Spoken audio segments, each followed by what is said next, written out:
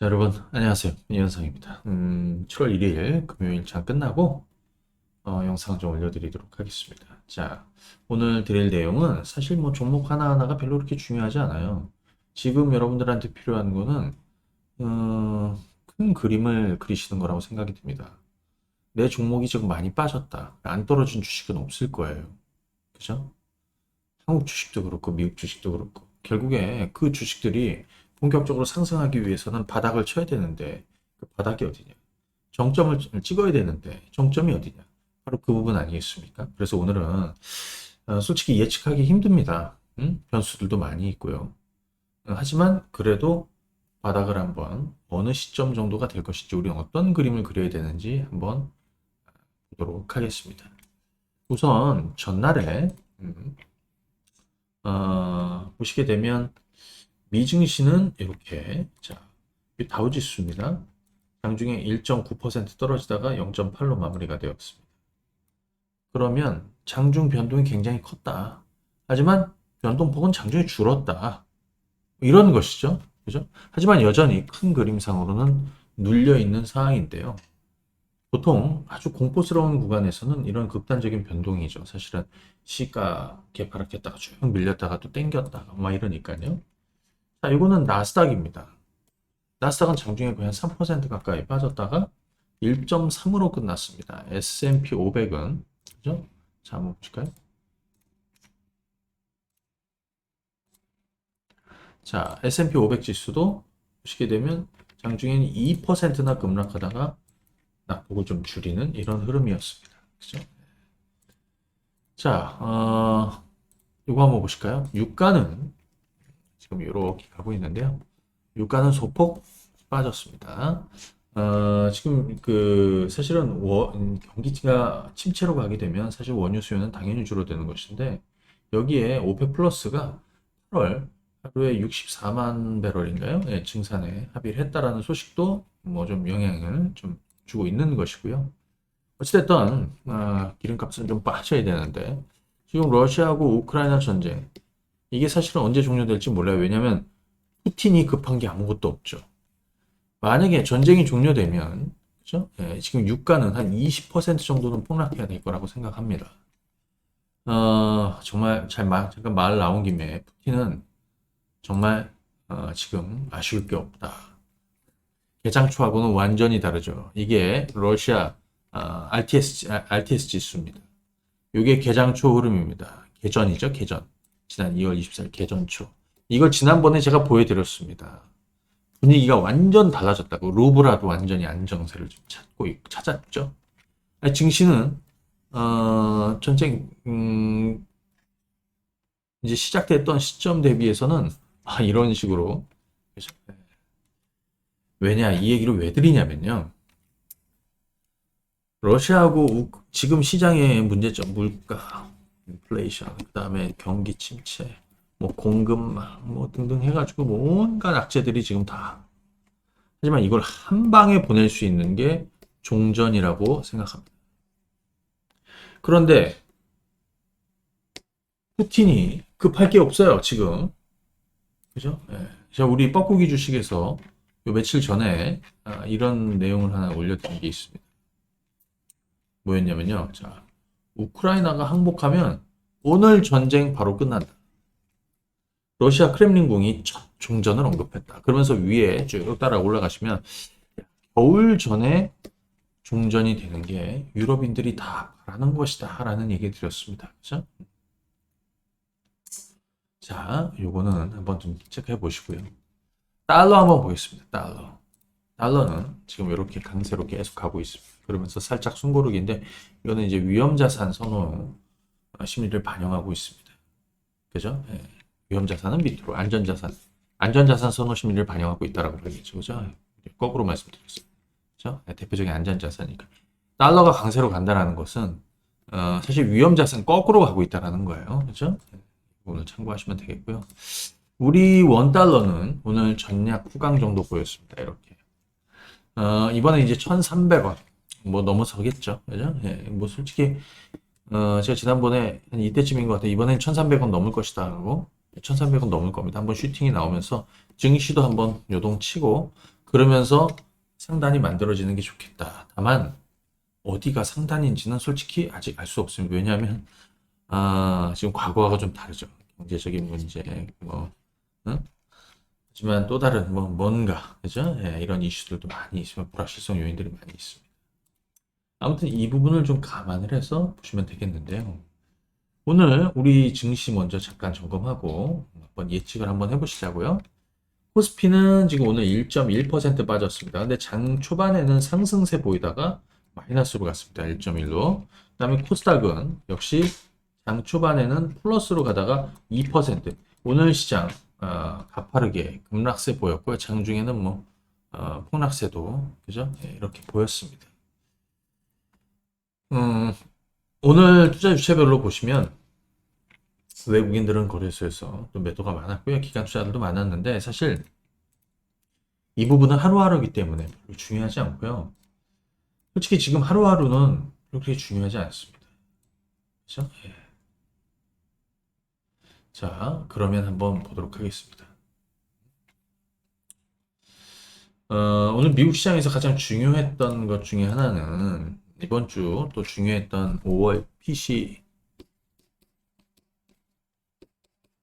물가 지표였습니다. 개인소비 지출. 자, 5월, 전년 대비 플러스 6.3%. 그죠? 이거는 4월하고 동일한 수준입니다. 지난 3월에는 6.6이었거든요. 그런데 에너지하고 식료품 뺀 근원 PC. 자, 이거 한번 보도록 하겠습니다.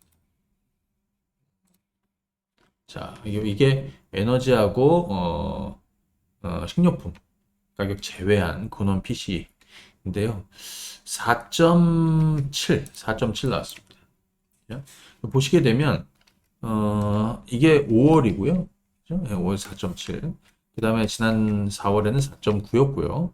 그리고 3월에는 5.2였습니다. 그러니까 어찌 보면 여러분들이 볼 때도 줄어들고 있구나라고 볼 수 있고요. 정점은 지난 2월에 5.4%가 이제 어느 정도 정점 아니냐. 그래 지금 이런 그림이거든요. 이렇게 튀어 올라오다가 지금 이렇게 좀 빠지고 있는 상황입니다. 그죠? 네, 이렇게 밀고 있습니다. 자, 여기가 이제 정점이 되느냐. 그런데 얘 하나 가지고 알 수는 없다는 거예요. 그래서 지난번 여러분들 아마 CPI 요거 기억하실 겁니다. 그죠? 지난 언제입니까? 10일인가요? 발표를 했었는데 한번 보시죠. 그때 여러분들 쇼크였죠. 왜? 8.6이 나와갖고 쇼크였습니다. 예측이 8.3이었는데 쇼크 나왔습니다. 그렇죠? 4월에는 8.3이었고요. 3월에는 8.5. 그래서 우리는 3월 CPI가 이게 정점이 아니냐 이렇게 봤던 거잖아요. 그렇죠? 근데 이때 아니었습니다. 그리고 8.6이 나왔습니다. 6월 CPI. 자, 이거는 7월 13일에 발표를 합니다. 이때 지금 예측치가 8.3입니다. 잘 보시게 되면 지금 이렇게 튀어 올라갔으니까 이게 엄청난 충격이 준 거는 사실 맞죠. 여기서 이거 뚫고 올라가면서. 하지만 여기 어딘가가 이제 정점에 가까워질 것이냐를 곧 우리는 확인하게 될 것이다. 그 부분입니다. 그래서 가만히 보시게 되면요. 오늘 제가 드리고 싶은 얘기는 자, 이제 정리 좀 해보면 일단 물가, 경기 침체. 경기 침체는 지금 낮은 수준의 경기 침체를 시장을 반영을 하고 있다. 이렇게 볼 수 있습니다. 우리가 이거를 놓고 봤을 때는 그죠? 연준이 물가를 통제할 수 있는 통제권에 들어간 이후의 흐름을 보셔야 됩니다. 그게 언제냐죠. 그죠? 그게 언제냐. 저는 기본적으로 내년에, 올해는 계속해서 경기 침체 이슈가 계속 되겠지만, 이게 이런 거예요. 물가가 너무 뛰니까, 이걸 잡으려니까, 금리도 올려야 되고, 기축을 해야 됩니다. 경기를, 찬물을 끼얹어야 됩니다. 그래서 경기를 침체로 보내야 되는 겁니다. 그래서 경기 침체가 나오는 거지 않습니까? 근데 예를 들어 물가가 통제되기 시작을 하면, 더 이상 침체로, 필요가 없는 거예요. 이제는 살려야 되죠. 그래서 부양. 금리도 내리게 될 것이고 동결하게 될 것이고 내리게 될 것이고 그죠? 경기 부양 얘기가 계속 이게 우리가 그리는 그림이 2023년 정도 내년 정도 될 것이다. 그러면 올해 하반기 시장은 계속해서 하향할 것이다. 그렇게 보진 않고요. 한 3분기 정도가 정점이 되지 않을까. 그 정점, 피크아웃을 좀 확인할 수 있는 것이 정점 되지 않을까. 하지만 한 방에 보낼 수 있는 건 역시 러시아하고 우크라이나 종전이라고 여러분들이 보셔야 됩니다. 그래서 겨울 전에. 자, 그런데 여기서 한 가지 우리가 좀 주목해 볼게. 이거 한번 일정 한번 보실까요? 음, 자, 이번 7월 8일에는요, 6월 고용보고서가 발표되고요. 7월 13일 좀 전에 CPI 발표한다고 그랬죠? 그죠? 네, 이거 굉장히 좀 중요합니다. 그 다음 또 하나가 이겁니다. 핵심은 이거죠. 7월 26일에서 27일 FOMC. 여기에서 연준은 자이언트 스텝 75bp를 금리를 인상할 가능성이 높고 시장은 이를 반영하고 있는 것이죠. 개인적으로 이번 7월 FOMC가 사실 금리 인상, 자이언트 스텝은 여기가 종점이지 않을까 이런 생각도 좀 합니다. 물론 우리가 지금 예측하는 것과의 또 다른 변수는 언제든지 있을 수 있죠. 하지만 개인적으로 그렇게 보고 있다. 그러면 지금 우리 시장도 한번 보시게 되면요. 지금 굉장히 부담스럽습니다. 굉장히 많이 빠졌어요. 그렇죠? 많이 빠졌습니다. 지금 2300에서 2400짜리가 여기고요. 그 다음에 여기 2200에서 2300짜리가 여기. 그렇죠? 네. 자, 이게 2200에서 2300짜리는 코로나 이전에 코로나 급락하기, 폭락장이 만들어지기 이전 지수대가 바로 이 자리입니다. 개인적으로 저는 지난번에 이제 2300, 2400 이 구간에서 좀 돌리면 좋겠지만 2200에서 2300이 저점 정도가 되지 않을까요? 그리고 당장에 물가가 정점을 찍지 않더라도 이 정도 수준에서 왜 조정이라는 것은 가격 조정과 기간 조정이 있거든요. 가파른 가격 조정 받은 이후에 옆으로 늘어지는 건 기간 조정입니다. 그렇죠? 네. 자, 그렇기 때문에 지금은 큰 그림. 자, 지금 당장은 빠졌다가 반등도 나오고 이렇게 술렁일 수 있다. 좀 더 빠질 수 있고요, 당연히. 그렇죠? 왜? 환율은 아직 고점이 만들어지지 않았습니다. 개인적으로 제가 1,300원대를 다시 슈팅하는 흐름이 한 번쯤은 최소한 있을 수 있다라고 보여요. 그죠? 예. 그리고 나서 기간 조정. 자, 증시는 기간 조정으로 가면서 물가가 정점을 찍는, 그죠? 그 상황. 그래서 사실 7월 13일에, 잘 알아죠. 7월 13일. 제가 요거 우리 뻐꾸기 주식에도 이건 좀 남겨놨으니까요. 7월 13일, 6월 CPI하고 그 이후에 7월 26일, 27일에는 FOMC가 굉장히 중요합니다. 만약에 이번 6월 CPI가 시장의 예상치 8.3 아래로 또는 이 정도 예상치 정도 그죠? 크게 벗어나지 않고 오히려 하회한다면 이것저것 왜냐하면 보셨지만 이번에 PC 지표 같은 경우에도 예상치를 일단은 하회했습니다. 하지만 확인해야 될 것들이 많죠. 그죠? 예, 뭐 부동산도 그렇고 그렇게 되면 뭐 주택 가격, 주택 지표도 저희가 좀 확인을 해봐야 되고 할 텐데 기본적으로 지금은 어느 수점의 정점을 향해서 막 튀어 올라가고 있는 것이고요. 그 정점이 어딘가에 조만간 어딘가에서 만들어질 것이다. 제가 이 그림을 한번 보실 거예요. 여러분들은 이게 뭐 한두 끝도 없이 올라갈 것 같습니다. 어느 시점에서 정점을 찍게. 왜? 여기서 가만히 보시면 초기에는 굉장히 가파르게 올라갔지만 최근에는 그 수준입니다. 8% 수준에서 계속 머물고 있습니다. 그죠? 그리고 10년물 국채 수익률도 지금 3% 아래로 내려와 있습니다. 그래서 기본적으로 저는 2023년, 올해 2022년 하반기 어느 시점에, 그죠? 시장이 바닥을 만들고, 2023년에는 다시 경기 부양에 대한 이런, 이슈들이 시장을 다시, 왜? 그때쯤 되면요, 오늘 하반기 정도 가지 않 3분기만 되더라도 이 속도면은요, 남는 건, 결국엔 다 죽은 다음에 이제 남는 건, 이제 살아남을 것만 남아있는 겁니다. 가령 한국 주식이든 미국 주식이든 지금 굉장히 낙폭이 컸다. 뭐 예를 들어서 미국의 애플 같은 것도 고점 대비 마이너스 30%예요. 그죠? 진짜 거의 대부분의 이런 메가캡 주식들도 마이너스 30에서 마이너스 40, 많이 빠진 건 마이너스 50, 60도 됩니다. 수두룩합니다, 솔직히 지금. 그죠? 그러니까 이 종목이 왜 떨어졌을까요? 그건 증시가 빠지고 지금 증시는 경기 침체에 대한 우려를 반영하고 있고 그 걱정에 그죠? 안전자산 선호 심리는 강해지고 위험자산 선호 심리는 빠지는 거 아닙니까? 결국에는 그 정점을 찍어야 가격 매치 생기고 그 종목군들이 올라온단 말이에요. 그래서 우리는 그 시점이 어디냐를 지금 생각하고 있는 겁니다.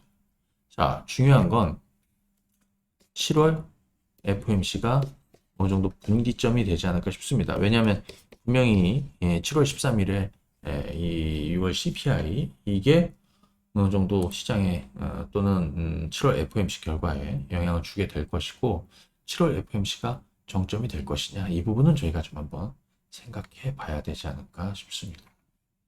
빠질 만큼 빠졌다. 그죠? 오늘 이런 내용도 있습니다.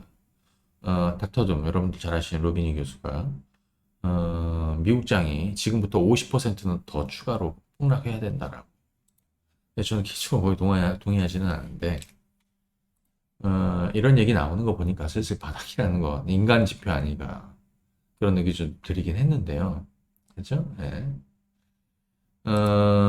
자, 여기 또 하나 이런 게 있습니다. 지금 증시에 대한 시각들인데 빠질 만큼 빠졌다라는 시각이 있죠. 나스닥으로 지난 6개월 좀 넘게 7개월간 30% 이상 폭락을 했고 S&P 500도 아까 말씀드렸는데 21%나 최악의 상반기를 보냈다라고 하지 않습니까? 그죠? 연준의 연말 기준금리 3.5% 수준을 이미 반영하고 있는 것이고요. 인플레 현재 데이터 수준은 대부분 반영하고 있는 겁니다. 다만 이 시장은 어디가 정점이고 앞으로 어떻게 이게 중요한 건데 그러면 더 떨어져야 된다라는 쪽도 있죠. 그죠? 네.